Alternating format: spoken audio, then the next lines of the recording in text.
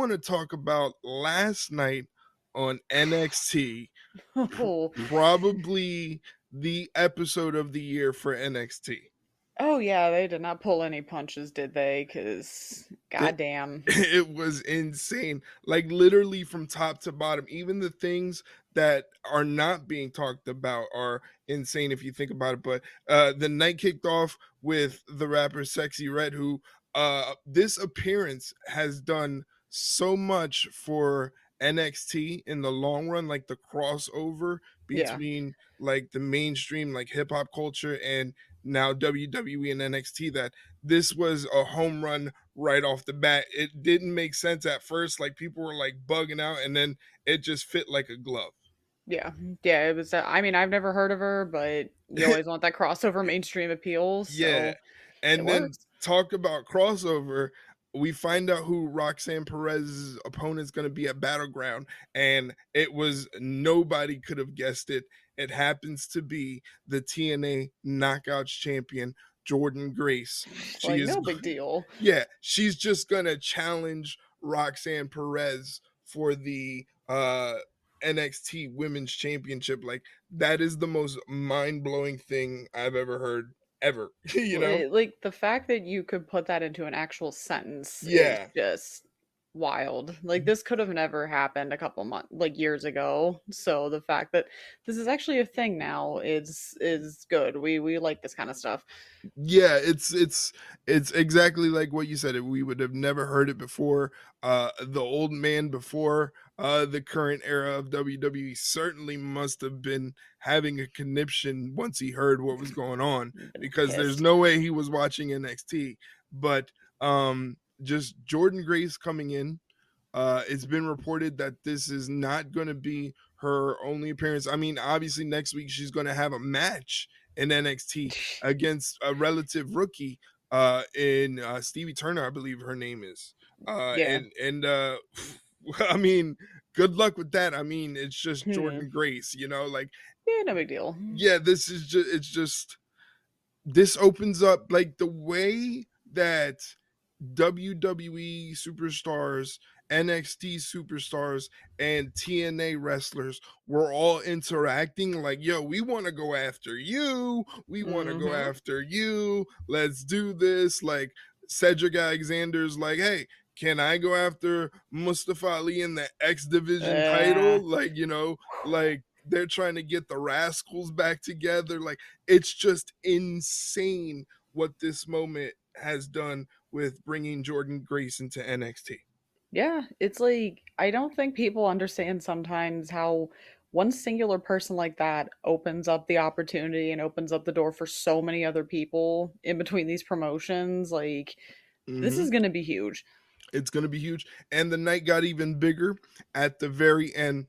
We saw basically, I guess, the debut of former AEW star All Ego Ethan Page. I Uh, never would have expected that at but all.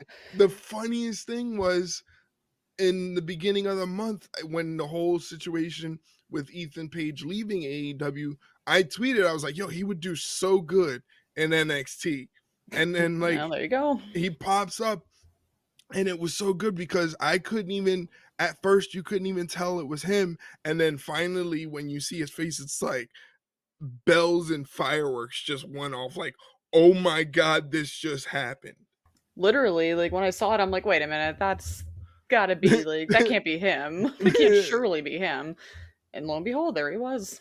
That was quick. That was Yeah, really quick that too. yeah, exactly. That was really quick, and he cut a great like 1 minute promo on Instagram, insinuating that he hasn't signed anywhere. He's not contracted to do anything. He kind of just showed up on NXT and Uh-huh, attacked sure. Trick Williams.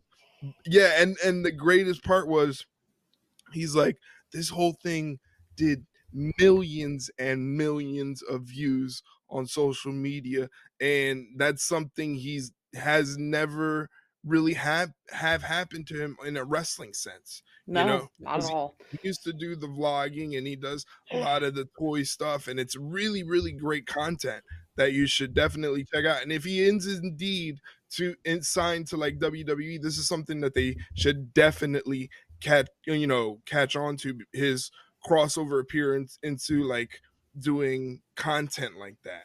I hope so, because I miss his vlogs. I would watch them all the time when he still did them, like, routinely, so hopefully that means he's coming back with them. Yeah, so but he cut that promo where he's just like, I'm waiting to get a call from whoever's in charge. And I mean, Shawn Michaels is too busy hanging out with Sexyy Red. So That video.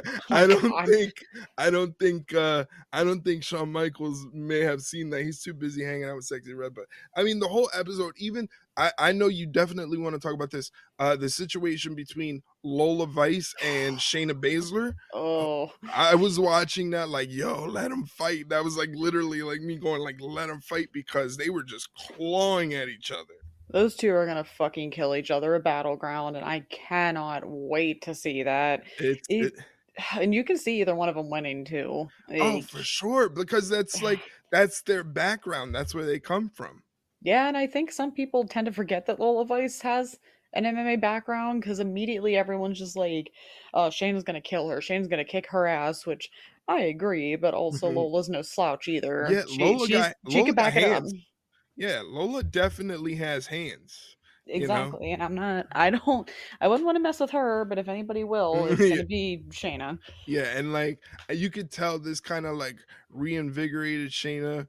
Lola cut a great promo at the end before Shayna tried to run up on her. It was just fantastic all around. Like I said, last night's episode of NXT was definitely the top episode of NXT this year. Yeah, the no contest. Yeah, for sure.